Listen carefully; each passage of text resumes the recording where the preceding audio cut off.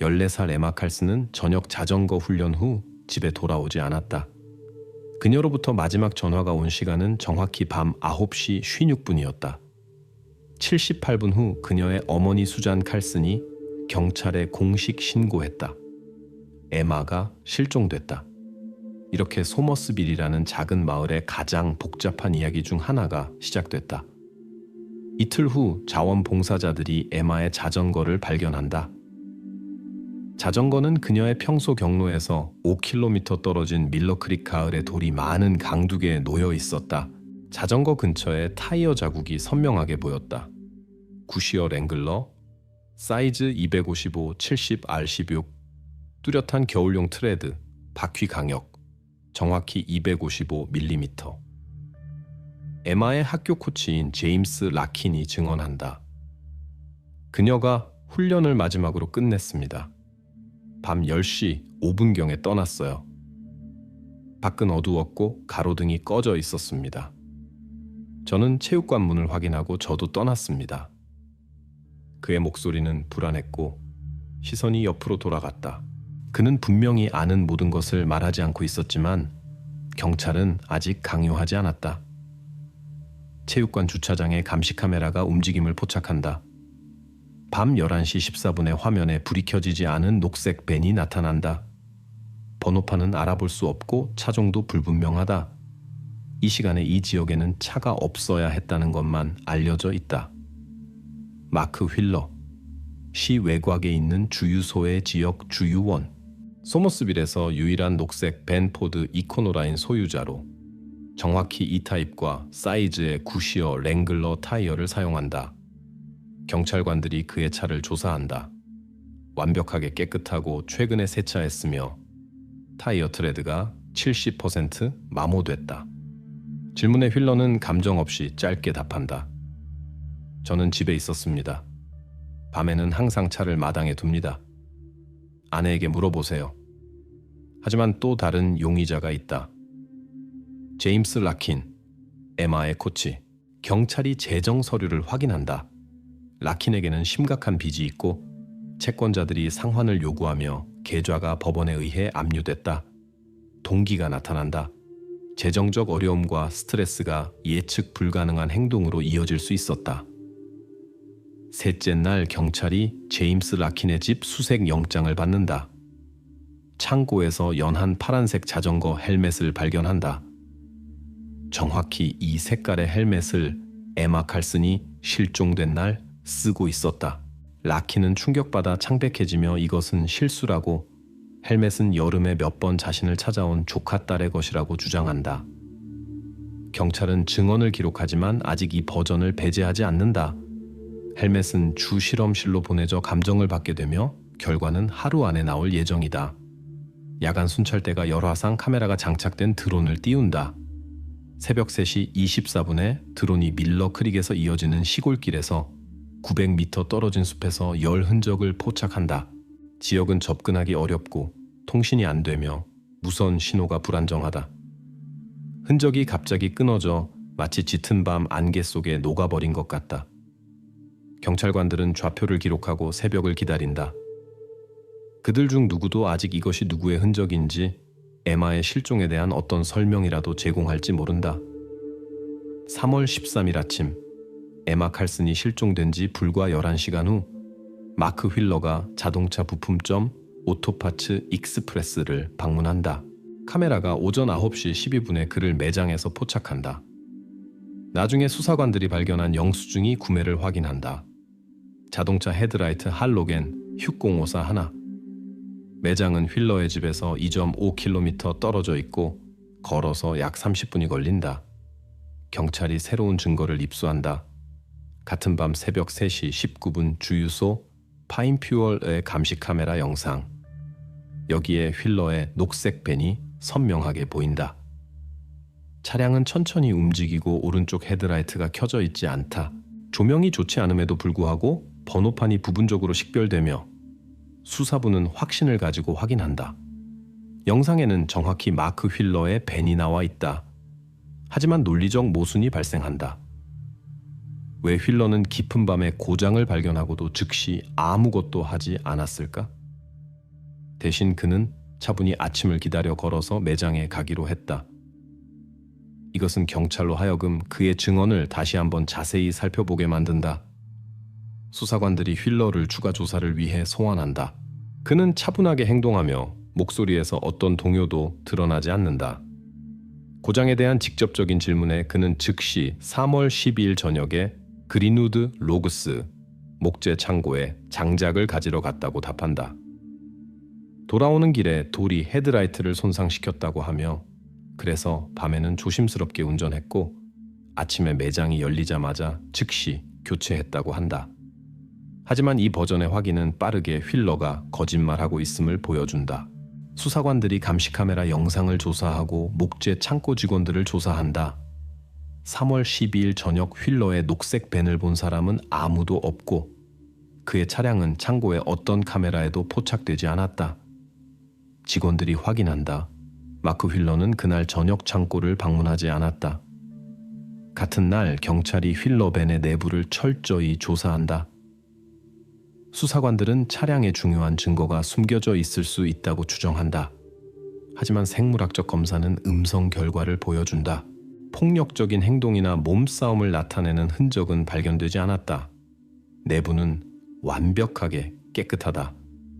수사관들은 이를 기록하지만 최종 결론을 서두르지 않는다. 경찰은 동시에 휠러의 이웃들과 지인들과 대화한다. 맞은편에 사는 미망인 캐롤라인 제닝스는 그를 내성적이고 매우 조용한 사람으로 묘사한다. 그녀는 3년 전 아내가 사망한 후 휠러가 눈에 띄게 변했다고 말한다. 말수가 적어지고 일과 가끔 용무 외에는 거의 집에서 나오지 않게 됐다고. 이웃은 그의 행동에서 의심스러운 것은 발견하지 못했다. 수사부가 주요 증거인 벤의 타이어로 돌아간다. 전문가들이 휠러의 타이어 트레드와 에마의 자전거가 발견된 밀러 크릭 가을 근처에서 발견된 자국을 세밀하게 비교한다. 분석 결과가 수사관들에게 당혹감을 준다.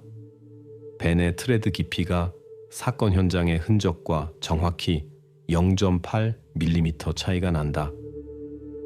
이 상당한 차이는 가을 근처에 자국을 남긴 타이어가 훨씬 새 것이거나 덜 마모됐음을 말한다. 아마도 휠러가 사건 후 타이어를 교체했을 수도 있지만 이에 대한 공식적인 증거는 아직 없다. 사실들이 확인한다. 휠러는 그날 밤과 관련된 중요한 무언가를 숨기고 있다. 경찰은 거리를 유지하며 관찰을 계속할 수밖에 없다. 마크 휠러는 여전히 주요 용의자로 남아있지만 그를 체포할 직접적인 근거는 여전히 부족하다. 경찰이 에마 칼슨의 가족에게 돌아가 실종 전 마지막 며칠의 상황을 명확히 한다. 두 번째 조사에서 에마의 어머니 수잔 칼슨이 이전보다 눈에 띄게 긴장한 행동을 보인다. 그녀는 에마와 코치 라킨 사이에 실종 직전 실제로 갈등이 있었음을 마지못해 인정한다. 수잔은 이 논쟁을 경찰의 주의를 끌 가치가 없는 일반적인 업무상 문제로 여겼기 때문에 침묵했다고 설명한다. 어머니의 증언에 따르면 에마는 비정상적인 훈련 일정, 늦은 수업, 과도한 부담에 대해 몇 번 불만을 표했다. 하지만 수잔은 이것이 딸의 실종과 관련이 있을 수 있다고 전혀 생각하지 못했다. 수사관들은 이 증언을 기록하며 이전 조사와의 불일치를 주목한다. 상황을 추가로 명확히 하기 위해 경찰이 학교 채팅에서 에마의 대화를 압수한다. 실종 이틀 전 친한 친구에게 보낸 개인 메시지 중 하나에서 에마는 걱정하고 있으며 라킨 앞에서 망신당하고 싶지 않다고 쓴다. 에마는 이 걱정의 원인에 대한 세부 사항을 알리지 않지만 숨겨진 긴장감의 사실이 경찰에게 명백해진다.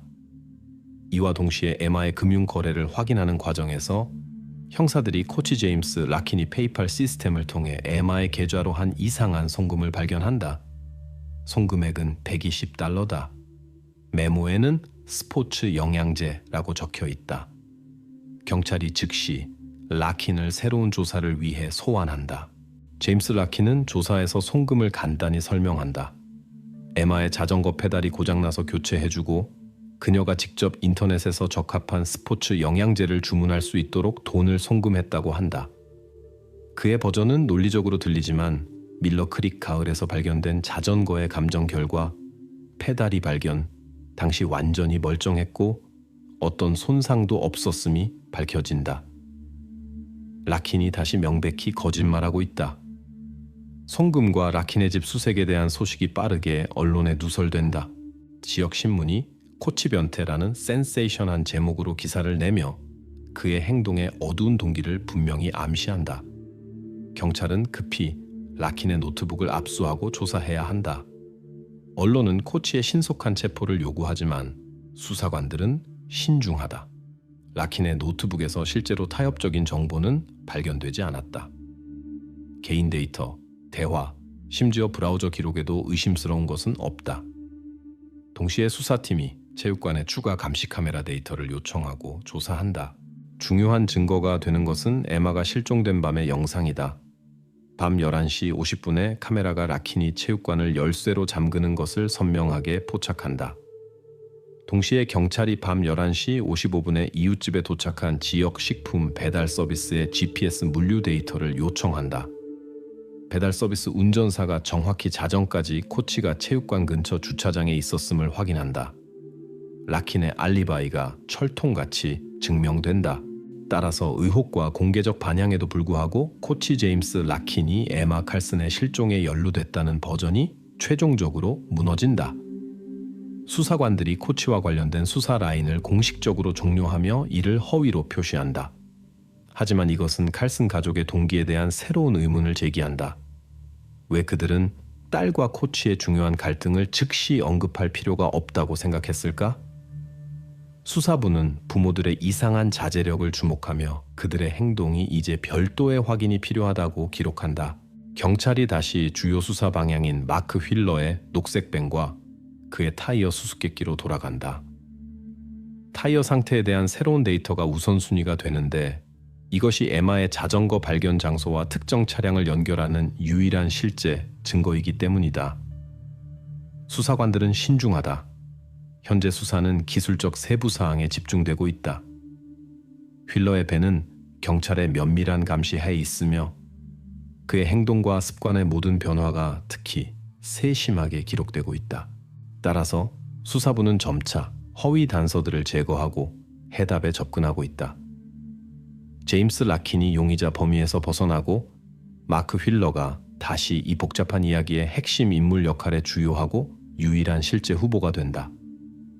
4월 27일 지역 경찰서에 전력회사로부터 특이한 신고가 접수된다. 전력 소비 그래프에 따르면 12번 고속도로 근처 삼림 지역에 버려진 산양 오두막으로 이어지는 오랫동안 차단된 전선이 갑자기 지속적인 부하를 보이기 시작했다. 오두막이 활발히 사용된 마지막 시기는 2014년이었다. 현재 그곳에는 수년간 공식적인 소유자나 임차인이 없다. 보고서에 따르면 정확히 4월 14일 새벽 2시 38분에 전선의 부하가 급격히 3.8kW까지 증가했고 이 수준에서 안정적으로 유지되고 있다. 전력회사에서 점검을 위해 파견된 기술자 팀이 이상한 점들을 발견한다. 412번 변압기에 새로운 삼심 케이블이 임시로 연결되어 있고 이것이 숲을 통해 오래된 오두막으로 이어진다. 외부 점검에서 기술자들은 손상을 발견하지 못하지만 연결 상태가 명백히 표준에 맞지 않는다. 현장에 출동한 수사관들이 즉시 의심스러운 세부 사항들에 주목한다. 오두막 현관에 굵은 사슬이 놓여 있는데 분명히 최근에 절단된 것으로 절단기 흔적이 신선하고 금속이 아직 습기로 인해 변색되지 않았다. 주변에 명백한 생활 흔적은 없지만 입구문 근처에 최근 활동의 흔적이 선명하게 보인다. 눌린 풀, 신발 자국들로 아직 정확히 식별할 수는 없다. 완전한 확신을 위해 경찰이 지역을 추가로 점검한다. 전문가들이 건물에서 불과 15m 떨어진 우물에서 샘플을 채취한다. 실험실 분석 결과 최근 물 사용에 명백한 징후가 나타난다. 높은 세제 함량이 누군가가 정기적으로 우물을 사용하며 최근에 오두막 내부에서 무언가를 위생 처리했음을 말해준다. 전력선을 담당하는 기술자가 오두막을 밀렵꾼들이나 지역 주민들이 점거해 사냥감 저장용 냉동고를 설치했을 가능성을 제기한다. 하지만 이 버전은 전력 부하의 안정성과 지속성, 그리고 밀렵 활동의 특징적인 다른 흔적들의 부재를 고려할 때 의심스러워 보인다. 같은 시기에 경찰이 이 지역을 수년간 알고 있는 나이든 사냥꾼들로부터 정보를 확인한다. 그들은 이전에 오두막 근처에서 그곳에서 만남을 갖고 전자기기를 가지고 서바이벌 게임을 하는 청소년들을 봤다고 신고한다. 그들의 말로는 이들이 기술과 서바이벌 게임에 열중하는 지역 사이버펑크들이었다고 한다. 하지만 이 버전의 즉시 확인은 빠르게 그 근거 없음을 드러낸다. 이전의 숲에서 목격된 청소년들 중 누구도 현재 사건과 연결할 수 없다. 경찰이 공식적으로 이 방향을 허위 단서로 표시하고 종료한다. 중요한 발견이 되는 것은 마크 휠러의 이웃 중 한 명의 증언이다. 경찰과의 대화에서 그는 휠러가 수년 전 지역 전력선 수리에 참여했으며 그의 말로는 마크의 집의 주변 모든 산림 전력선에 상세한 지도가 보관되어 있다고 기억한다. 이 정보가 새로운 이상 현상이 발견된 장소와 휠러를 직접 연결함으로 수사부의 주목을 끈다. 경찰이 오두막 문을 열어 점검을 실시하기로 결정한다. 절차에 따라 미리 법원 영장을 받고 수사관들이 조심스럽게 자물쇠를 연다. 내부에서 그들은 오래된 가구, 식품 상자 몇 개, 발전기, 최근에 설치된 전기 스토브를 본다. 실내 점검이 빠르게 진행되지만 조용하고 서두르지 않게 경찰관 중 한 명이 이상한 소리를 알아차릴 때까지 거의 들리지 않지만 분명한 둔한 두드림 소리가 나무 벽 뒤에서 들려온다. 그는 즉시 손짓으로 팀을 멈추게 하고 소음원을 가리킨다. 오두막에 분명히 누군가가 있고 이 사람은 살아있으며 주의를 끌려고 시도하고 있다. 경찰관들이 적극적인 행동을 중단하고 벽 뒤에 있는 사람을 조심스럽게 구출할 준비를 시작한다. 그들은 이 순간을 기록하고 지원을 요청하며 중요한 증거를 파괴할 수 있는 실수를 범하지 않으려고 서두르지 않는다. 분위기가 급격히 변한다. 이제 숲의 오두막이 수사의 핵심 지점이 되어 지금까지 우연해 보였던 흩어진 세부 사항들을 하나로 연결한다.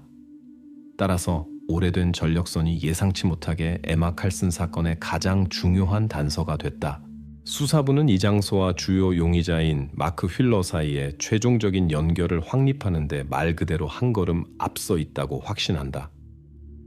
이제 경찰은 발견된 모든 증거들이 서로 얼마나 강하게 연결되어 있는지, 그리고 이 오래된 사냥 오두막이 에마의 실종 비밀을 밝힐 수 있을지 확인해야 한다. 사냥 오두막 내부에서 경찰이 에마 칼슨을 발견한다. 그녀는 살아있지만 쇠약해져 있고 난방 파이프에 사슬로 묶여 있다. 근처 나무 바닥에 새로운 오른쪽 헤드라이트 할로겐 휴공호사가 든 상자가 놓여 있다. 바로 마크 휠러가 3월 13일 아침에 산 그것이다. 자동차 부품점 영수증이 헤드라이트에 일련 번호와 일치한다. 실시된 휠러 벤 타이어의 범죄학적 감정이 실종반 밀러 크릭 가을 근처에 있었던 것이 정확히 그의 차량임을 최종 확인했다. 이전에 수사관들을 혼란스럽게 했던 트레드 깊이의 0.8mm 차이는 6주간의 정기적인 운전으로 인한 타이어의 자연적 마모로 설명됐다. 이웃들이 휠러가 매년 겨울철 전에 벤의 바퀴를 교체하고 오래된 세트를 자신의 차고에 보관한다고 확인한다. 이 타이어들이 자국 비교 결과 완전히 일치한다. 핵심 증거는 오른쪽 헤드라이트다. 수사관들이 벤 범퍼에서 오래된 헤드라이트의 작은 파편들을 발견한다. 이들은 정확히 3월 12일 저녁 에마가 실종된 날에 파손됐음을 확인한다. 다음 날 아침 새 헤드라이트 구매가 휠러의 범죄 연루에 대한 또 다른 확증이 됐다. 그는 경찰의 주의를 피하기 위해 차량 손상을 숨기려 했다. 경찰이 마크 휠러의 집을 수색하고 그의 지역 전력회사와의 오랜 연관을 확인하는 문서들을 발견했다. 휠러가 과거에 아마추어 전기기사로 일했으며 412번 변압기를 포함한 지역 전력선의 수리와 유지보수에 참여했음이 밝혀졌다. 그의 집에서 오두막에 전력을 공급했던 바로 그 전력선의 배전함 열쇠도 발견됐다. 조사에서 범죄 심리학자가 마크 휠러의 동기에 대한 결론을 내렸다. 2019년에 그는 교통사고로 딸을 잃었다. 비극 후 휠러는 심리적으로 회복되지 못했다. 감정은 그에게서 잃어버린 딸을 비슷한 연령의 다른 인물로 대체하려는 병적 욕구를 밝혀냈다. 바로 이것이 그가 에마를 선택한 이유였다.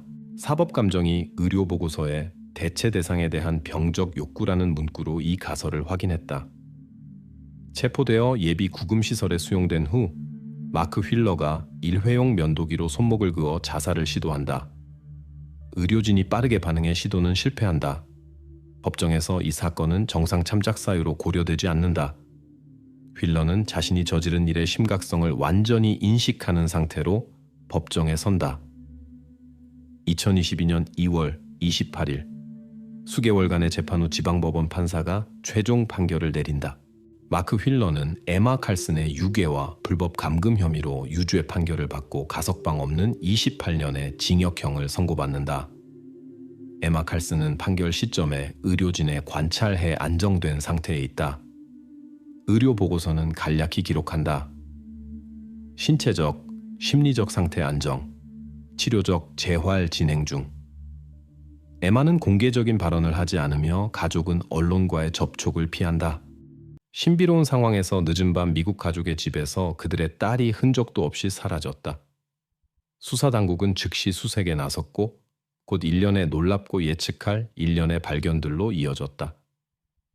실종의 수수께끼가 해결된 후 수사관들은 미스터리를 더욱 깊게 만드는 새로운 불안한 질문들과 마주하게 되었다. 로웬 포드는 1998년 4월 11일 캘리포니아주 샌디에고에서 태어났으며 부모의 이혼 후 곧 어머니와 함께 미주리주의 아늑한 소도시 스텔라로 이주했다. 새로운 집에서 어머니는 데이비드를 만나게 되었고 이는 새로운 결혼과 첫 번째 결혼에서 낳은 아이들과 함께 태어난 딸로 가족이 확대되는 결과를 낳았다. 그래서 로웬은 4명의 형제 자매를 얻게 되었고 그들과 따뜻하고 우정 어린 관계를 유지했다. 소녀는 어린 시절의 대부분을 밖에서 보냈고 자전거를 타고 도시 주변을 탐험하고 수영을 즐기며 그림 그리기에 전념했다. 그녀는 또한 지역교회의 주일학교에서 적극적으로 활동했으며 다른 아이들을 도와주고 항상 첫 번째로 도착했다. 9살이 된 2007년 11월에 로웬은 이미 높은 수준의 자립성을 보여주었는데 이는 밤에 지역 상점에서 일하는 어머니의 근무 시간과 낮에 농장에서 일하는 의부사버지의 직업 때문이었다. 그날 11월 2일에 그녀는 집에 혼자 있었다. 어머니는 근무를 위해 나갔고 의부사들은 아직 농장에서 일하고 있었다. 아침에 콜린이 야간 근무해서 9시경 집에 돌아왔을 때 그녀는 침실에 딸이 없음을 알아차렸다. 남편에게 로웬이 어디 있는지 물어보자 그는 딸이 친구 집에서 밤을 보내기로 결정했고 그가 허락을 주었다고 설명했다. 도시의 작은 규모 때문에 그는 정확히 누구 집인지 물어볼 필요가 없다고 생각했다. 걱정이 된 콜린은 로웬의 친구들을 확인해 보기로 결정했다. 작은 마을의 몇 개 거리를 돌아다닌 후 그녀는 자신의 걱정이 정당함을 깨달았다. 친구들 중 아무도 그날 밤 로웬을 보지 못했다. 마을 전체를 성공 없이 찾아본 후 콜린은 경찰에 신고하기를 고집했다. 보안관의 반응은 즉각적이었다.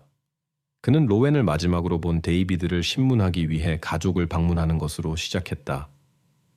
그 남자는 저녁에 농장에서 일을 마친 후 동료 크리스토퍼와 지인 레이턴과 함께 집으로 갔다고 말했으며 그곳에서 당구를 치고 몇 잔 마셨다고 했다. 친구들이 지역 상점에서 모임에 필요한 모든 것을 산 후 그들 중 3명이 그중 1명의 집으로 가서 즐거운 분위기에서 몇 시간을 보냈다. 어두워지자 크리스토퍼는 트레일러에서 살고 있는 인근 도시에 자신의 집으로 돌아가고 싶다는 의향을 표했고 이단과 데이비드를 초대하여 저녁을 그의 집에서 계속하자고 했다.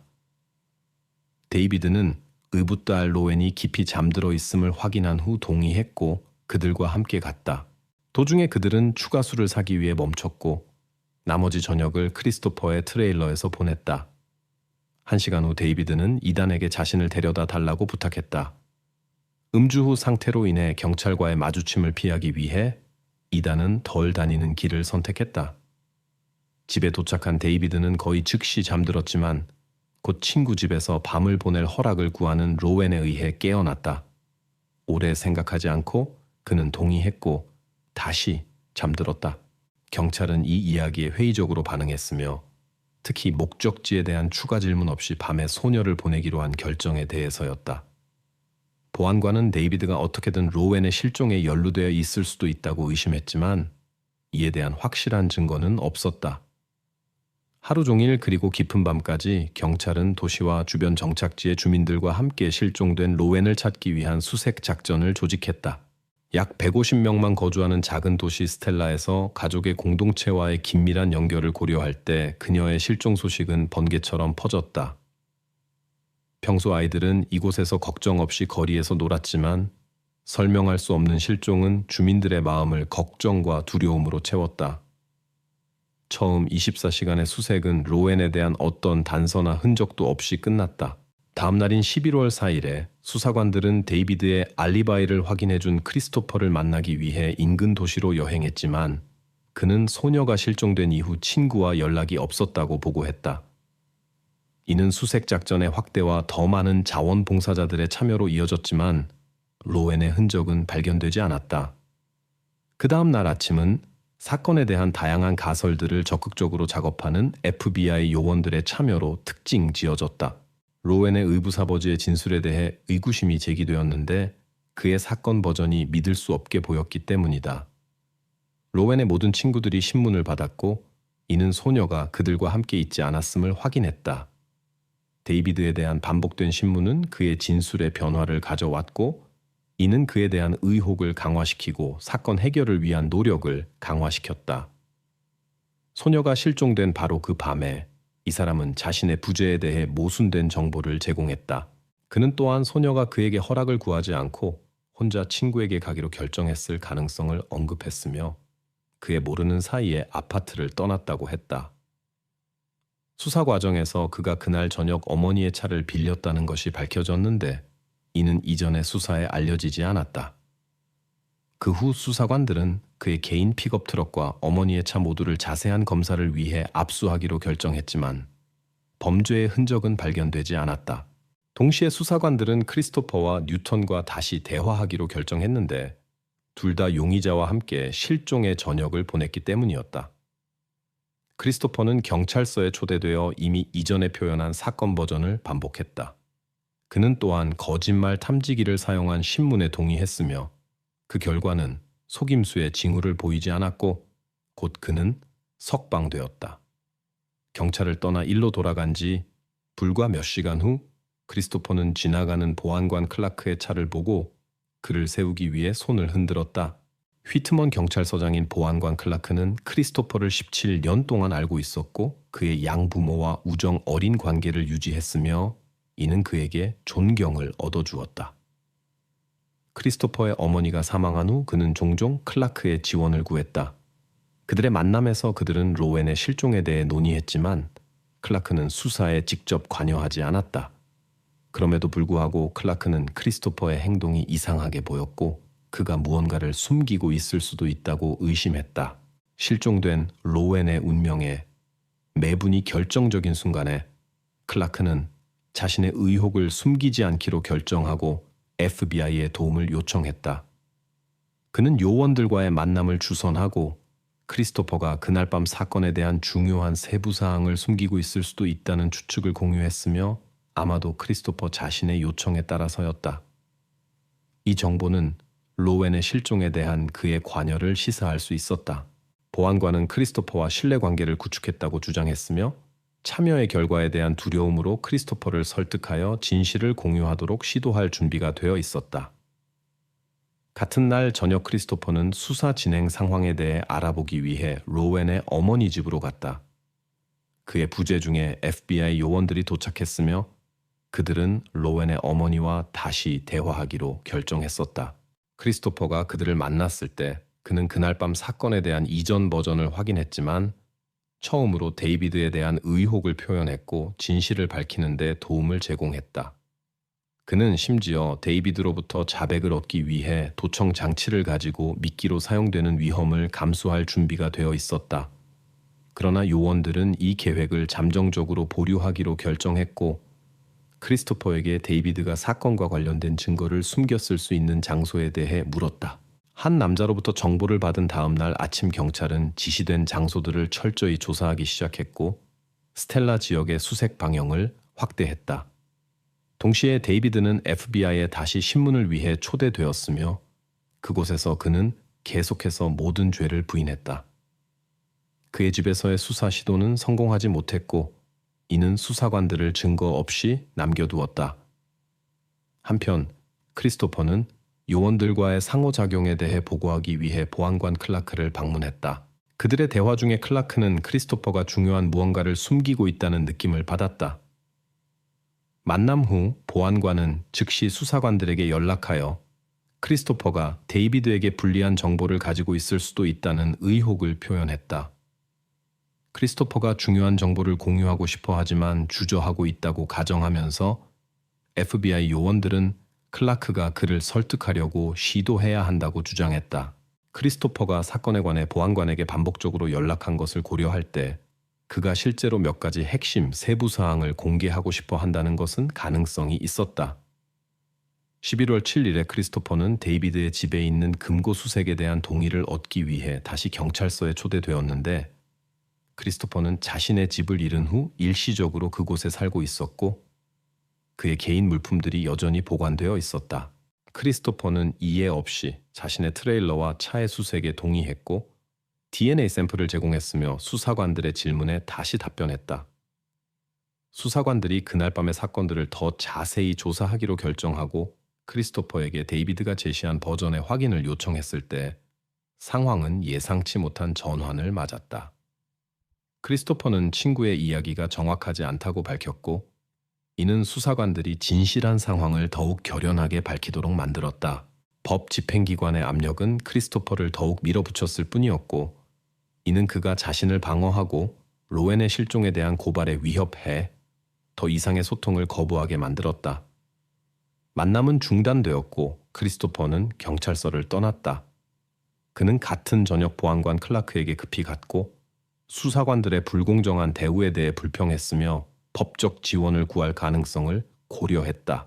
그의 변호사에 대한 권리를 인정한 보안관은 그럼에도 불구하고 그에게 수사의 동기를 이해하고 로웬 수색을 계속 지원하라고 조언했다. 크리스토퍼는 더 이상 수사관들과 협력할 준비가 되어 있지 않다고 설명했으며 오직 클라크와만 소통하는 것을 선호한다고 했다. 그들의 대화 과정에서 크리스토퍼는 보안관의 끈질긴 압력에 눈물을 참을 수 없었고 로웬에 대한 자신의 애정을 고백했으며 그녀에게 해를 끼칠 어떤 생각도 부인했다. 그는 젊은 여성에게 가까워졌던 것, 거의 그들 가족의 일부가 되었던 것, 그리고 사랑스러운 별명 크리스토퍼 삼촌을 받았던 것을 회상했다. 그의 감정 상태를 인지한 보안관은 그 남자를 설득하여 사건에 대해 알고 있는 모든 것을 공개하도록 시도했다.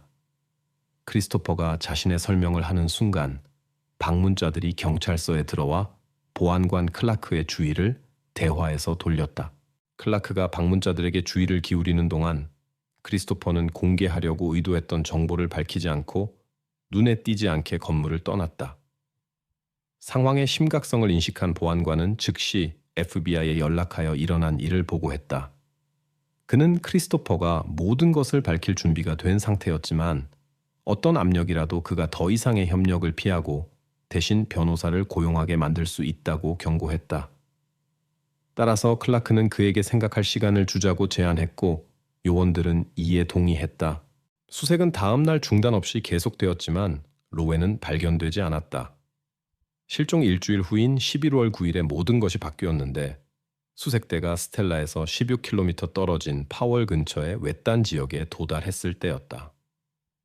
그곳 숲과 들판 한가운데에서 그들은 깊은 자연적 함몰을 발견했다. 나무십과 쓰레기층 아래에서 그들은 며칠 동안 찾고 있던 것을 발견했다. 로웬을. 일어난 일의 상황은 유튜브에서 자세히 설명할 수 없지만 그곳에서 무슨 일이 일어났는지 상상할 수 있기를 바란다. 발견 후 FBI 요원들은 다시 보안관 클라크에게 연락하여 크리스토퍼를 신문할 필요성을 주장했다.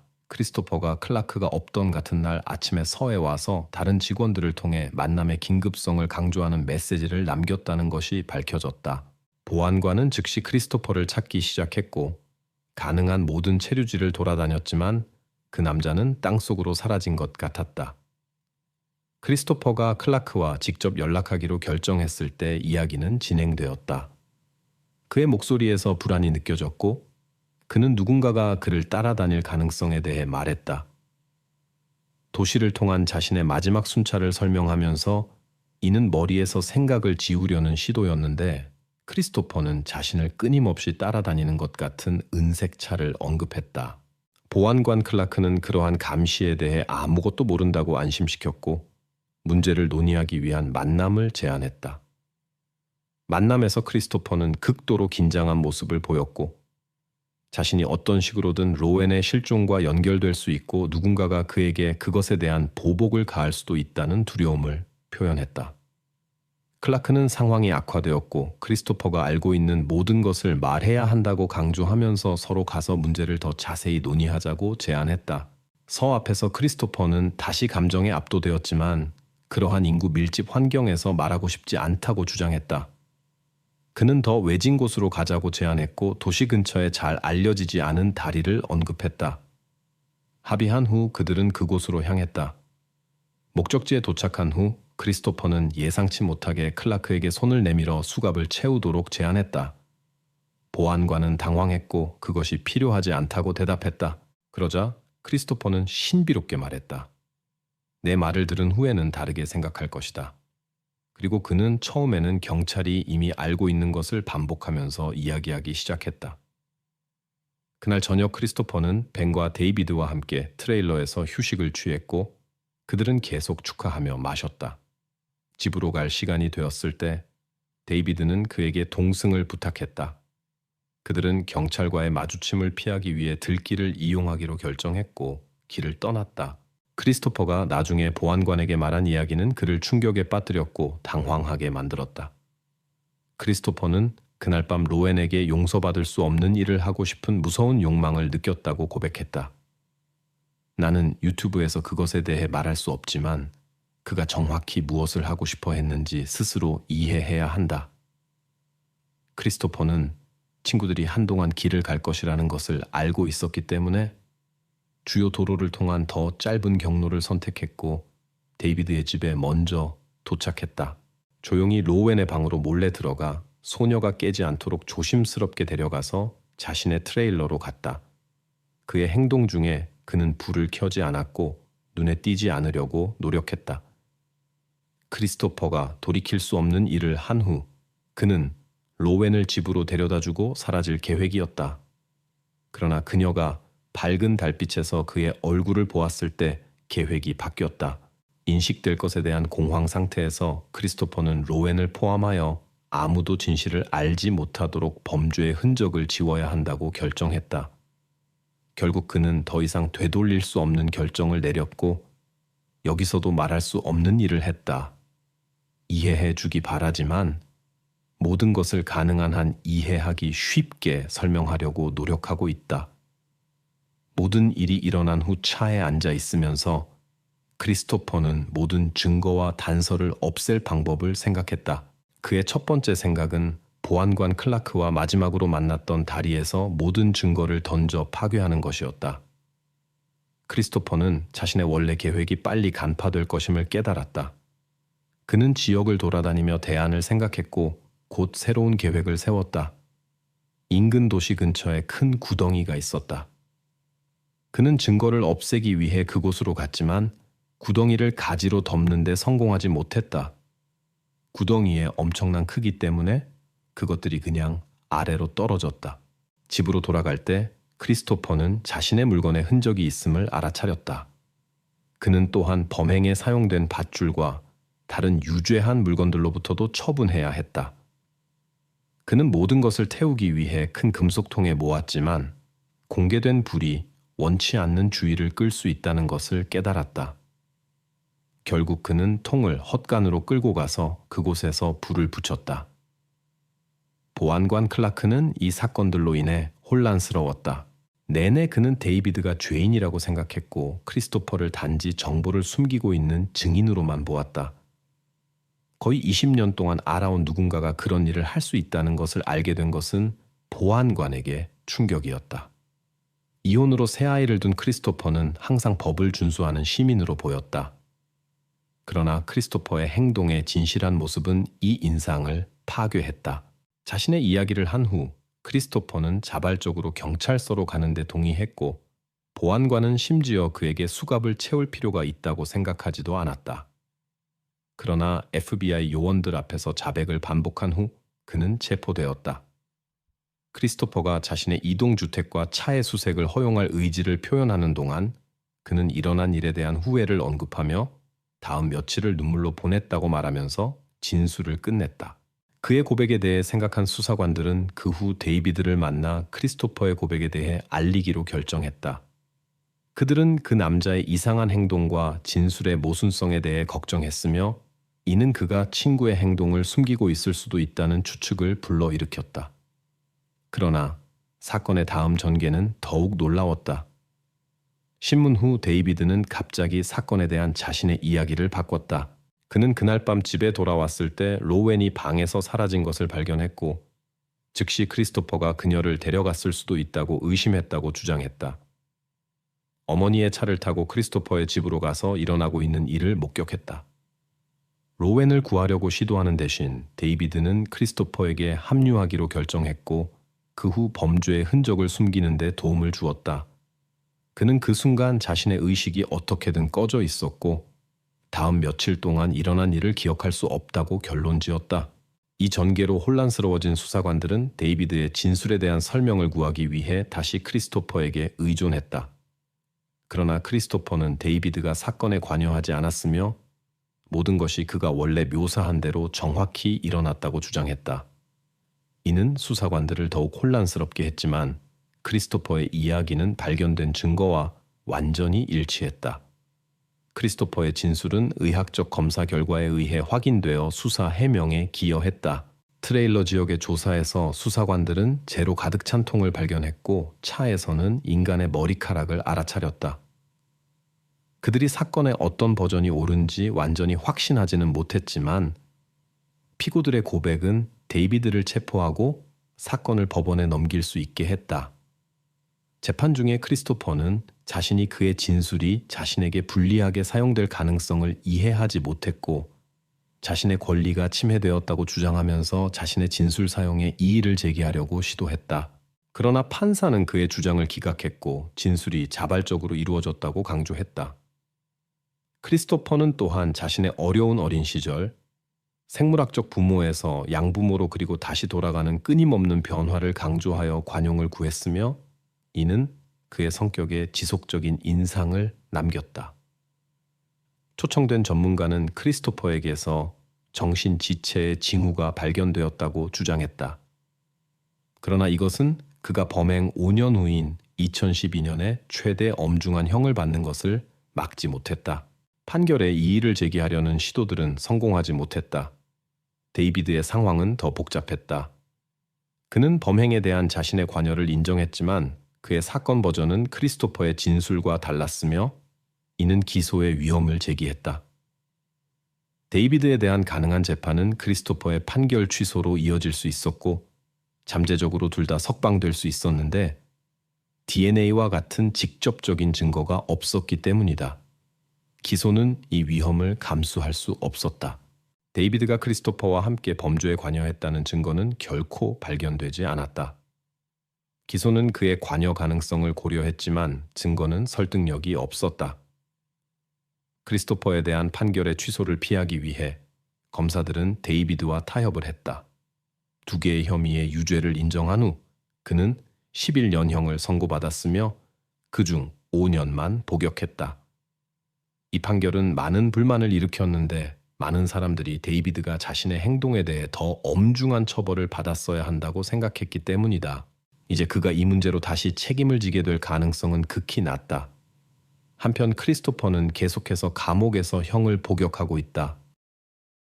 폰 콕스는 부모와 여동생들과 함께 집에서 살고 있었는데 어느 날 저녁 일을 마치고 집에 돌아와 즉시 자신의 방에서 잠들었다. 다음 날 아침 가족들은 놀랍게도 그녀의 방에서 사건이 일어났다는 것을 발견했다. 1973년 3월 24일 미주리주 캔자스시티에서 태어난 폰은 부모와 두 여동생과 함께 평범한 동네의 소박한 2층 집에서 성장했다. 가족의 수입이 넉넉하지 않았음에도 불구하고 그녀는 항상 부모를 도울 준비가 되어 있었고 교회 공동체에서 활발히 활동했으며 수영을 즐겼다. 가족을 지원하고자 하는 그녀의 바람은 16살에 놀이공원에서 일하기 시작했을 때 드러났는데 주로 계산대에서 일했다. 1988년 여름 중순 세 딸 중 마디인 폰은 7월 26일 저녁 10시경 지역 놀이공원에서 일을 마치고 집으로 돌아왔다. 어머니와 여동생이 그녀를 차로 데리러 와서 대중교통으로 긴 귀가길을 가지 않도록 해주었다. 집에 도착한 후 폰은 긴 하루 일에 지쳐 즉시 잠자리에 들었고 다음 날 아침 일할 준비를 했다. 그날 저녁 다음 날 아침 가족은 그녀의 방에서 이상한 것을 발견했다. 사건이 일어났던 것이다. 가족 중 누구도 그날 밤 의심스러운 것을 듣지 못했다. 사건이 해결되기까지 30일년이 걸렸는데 이는 모든 관련자들에게 완전히 예상치 못한 전개였다. 그 여름밤에도 밤이 되어도 기온이 내려가지 않았다. 에어컨 덕분에 쾌적한 시원함이 있는 1층에서는 부모와 여동생 중 하나인 알리시아가 잠들었다. 2층에서 내려오기로 한 그들의 결정은 참을 수 없는 더위에서 벗어나고자 하는 바람으로 동기가 부여되었다. 폰보다 1살 어린 여동생 엠버는 친구 가족의 집에서 베이비시터로 일하느라 이 밤을 집 밖에서 보냈다. 그래서 폰은 2층, 자신의 방에서 혼자 남게 되었다. 일어날 시간이 되었을 때 폰의 알람 시계가 울렸지만 어떤 이유로 평소 시간에 꺼지지 않았다. 이로 인해 여동생과 어머니가 그녀를 확인하러 갔다. 그들은 폰이 침대에 누워 있는 것을 발견했다. 즉시 응급 서비스를 불렀지만 의사들은 소녀에게 더 이상 구원이 없다고 확인했다.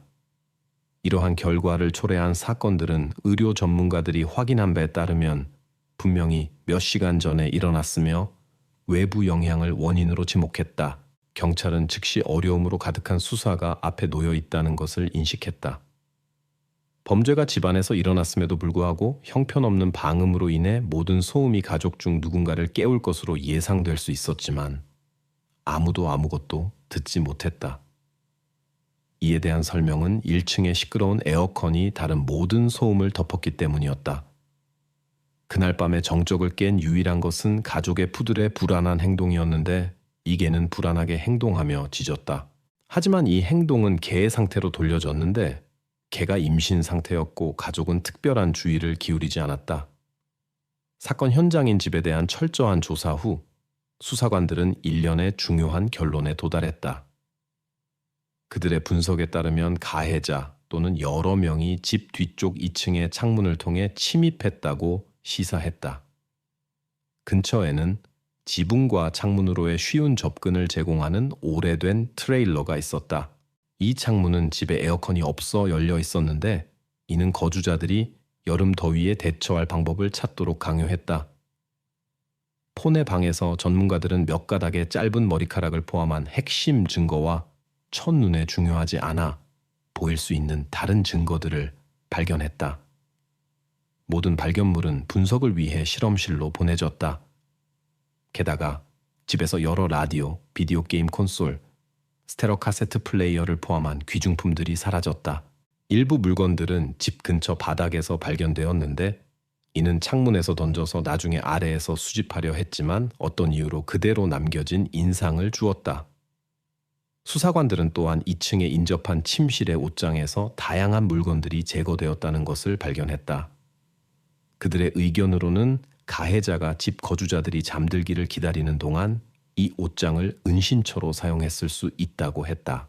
평소 이 방에서는 밤에 폰과 여동생들이 잠을 잤지만 그날 밤에는 다른 곳에서 잤기 때문에 옮겨진 물건들이 눈에 띄지 않았다. 폰의 사건 수사에서 수사관들은 이상한 발견에 부딪혔다. 그녀의 침실에서 폰 주변에 누구도 존재를 알지 못했던 오래된 군모가 발견되었다.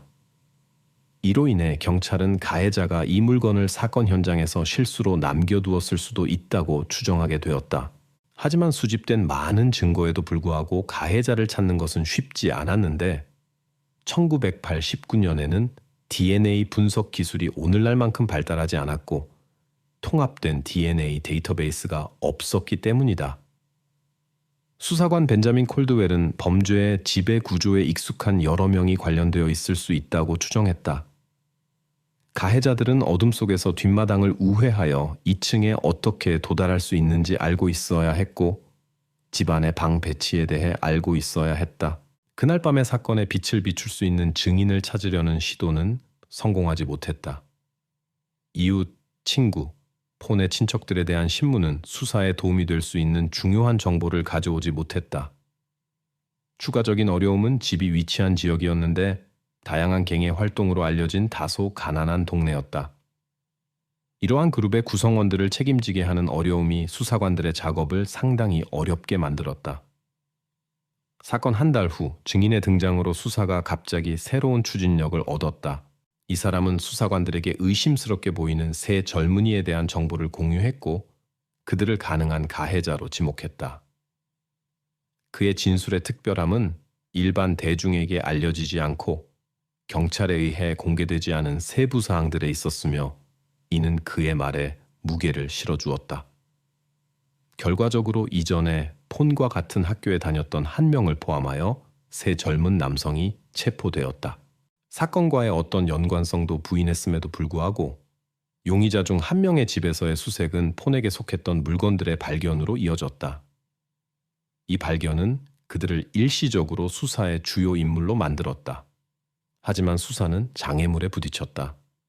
증인이 갑자기 자신의 원래 진술을 철회했고 경찰과의 모든 협력을 중단했다. 게다가 DNA와 사건 현장에서 발견된 머리카락의 분석은 명확한 결과를 제공하지 못했다. 당시 기술은 용의자들의 DNA와 100% 일치를 확정하거나 배제할 만큼 충분히 성숙하지 않았기 때문에 결과는 불분명했고 용의자들의 죄나 무죄를 확인하지 못했다. DNA 검사 결과가 불분명하게 남았음에도 불구하고 수사팀은 체포된 자 중 한 명으로부터 귀중한 정보를 얻는 데 성공했다. 신문을 받았을 때 그는 자신과 친구들이 그날 밤 집에 들어가 일부 귀중품을 가져갔다고 말했다. 집으로 들어가는 자신의 경로를 설명하면서 그는 지붕을 이용하여 2층에 어떻게 도달했는지 언급했다.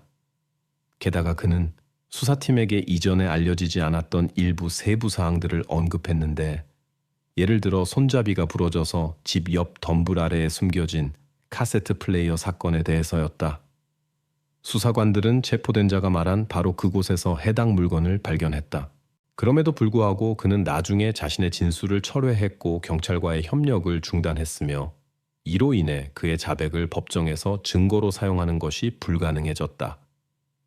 이 때문에 그리고 추가 증거의 부족으로 인해 경찰은 체포된 자들을 석방할 수밖에 없었고 수사는 다시 막다른 길에 이르렀다. 흥미롭게도 사건에 관련된 자 중 한 명은 폰에게 속했던 집에서 물건을 잃어버린 것 때문에 8개월 동안 감옥에서 보냈다. 그 후 사건은 일시적으로 종료되어 보관소로 옮겨졌다. 2000년대 초의 경찰은 사건 현장에서 발견된 DNA 샘플을 새로 만들어진 데이터베이스에 업로드하는 것을 첫 번째로 하여 수사를 재개했다. 이 데이터베이스에는 다양한 범죄로 유죄 판결을 받은 사람들의 DNA 프로필이 저장되어 있었다. 불행히도 그들 중에서는 발견된 샘플과 일치하는 사람을 찾을 수 없었다. 과학의 진보, 특히 DNA 분석에서의 진보는 폰 사건 수사에서 전환점이 된 새로운 데이터베이스의 창설로 이어졌다. 이 진보 덕분에 경찰은 원래 세 용의자의 DNA 프로필을 더 현대적인 방법으로 재분석할 수 있었다. 모든 사람의 놀라움의 패턴 중 어느 것도 사건 현장에서 발견된 증거와 일치하지 않았다. 이 사실은 특히 불안한 것이었는데 용의자들이 폰의 개인 물건들을 소유하고 있었기 때문이다.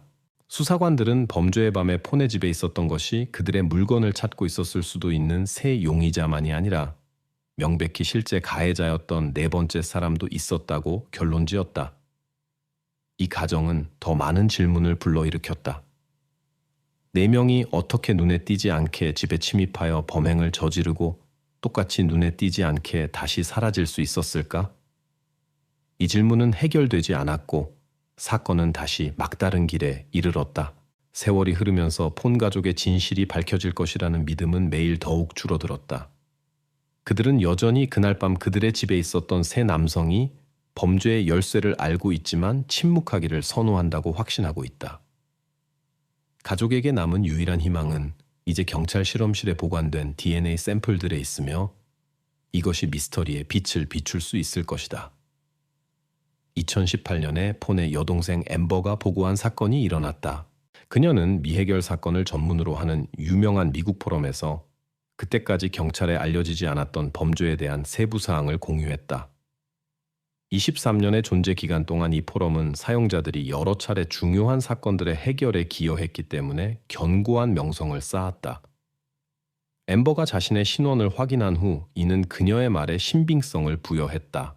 그녀는 어머니가 막내딸과 함께 집에 없었던 순간 그들이 일터에서 그녀를 데리러 가고 있었고 아버지가 집에서 잠들어 있을 때 범죄자들이 기회를 이용하여 침입했고 2층의 빈 방 중 하나의 옷장에 숨어 온 가족이 잠들 순간을 기다렸다고 말했다. 앰버에 따르면 범죄자들 중에는 폰을 개인적으로 알고 있는 최소 2명이 있었다. 그중 1명은 그녀의 그부였고 다른 1명은 사건 며칠 전 교회에서 그녀를 만났다. 앰버는 그들의 만남에 참석했고 젊은이들 중 1명이 폰에게 로맨틱한 관심을 보인다는 것을 알아차렸다. 앰버의 보고에서 범죄가 미리 계획되었고 물건들의 실종은 그들의 계획의 일부에 불과했다는 것이 드러났다.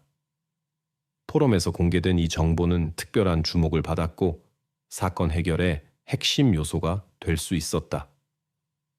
앰버는 모든 것이 미리 계획되었고 경찰이 추정한 것처럼 우연한 사건이 아니었다고 주장했다. 경찰은 세 젊은이들이 귀중품을 찾아 집에 들어간 후 더 큰 범죄를 저지르기로 결정했다고 의심한다. 하지만 앰버는 그들이 의도적으로 행동했다고 확신했다. 그녀는 그들의 소박한 집에는 주의를 끌만한 것이 아무것도 없다고 설명했다. 게다가 그녀는 가해자들이 옆방에서 여동생의 물건들을 사용했다는 것을 알아차렸는데 이는 그들의 사전 계획을 시사했다.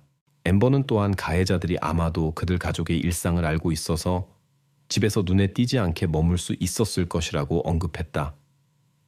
평일에 앰버는 베이비시터로 일했고 낮에만 집에 있었으며 세 젊은이도 머물렀던 1층에 자신의 방에서 주말을 보냈다. 그녀는 가해자들이 집을 관찰하지 않았다면 발견될 위험을 감수했을 것이라고 의심했다.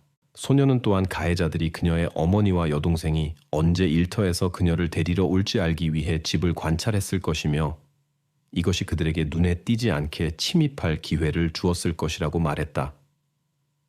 앰버의 모든 증거에도 불구하고 이것들은 이 사건의 수사에 크게 도움이 되지 않았다. 2018년에 DNA 분석 연구소에서의 진보는 거대한 도약을 이루었다. 수십 년 동안 잊혀진 많은 사건들이 현대 기술을 통해 해결을 찾았다. 이러한 성공을 지켜본 폰 가족은 왜 그들의 사건에 대한 경찰 수사가 재개되지 않는지 이해할 수 없었다. 수사관들에 대한 그들의 반복된 문의는 항상 같은 설명에 부딪혔다. 자세한 DNA 분석을 위해서는 자금이 필요합니다. 그리고 우리의 주의가 필요한 그런 사건들이 수십 개 있습니다. 그래서 가족에게는 자금 지원과 자신들의 차례를 기다리는 것 외에는 선택의 여지가 없었다. 하지만 2019년에 가족은 상황을 자신들의 손으로 해결하기로 결정하고 자금을 모으기 시작했다. 그들은 DNA 분석의 모든 비용을 충당하기를 원했고 가해자의 체포로 이어질 수 있는 정보에 대해 $10,000의 보상금까지 발표했다.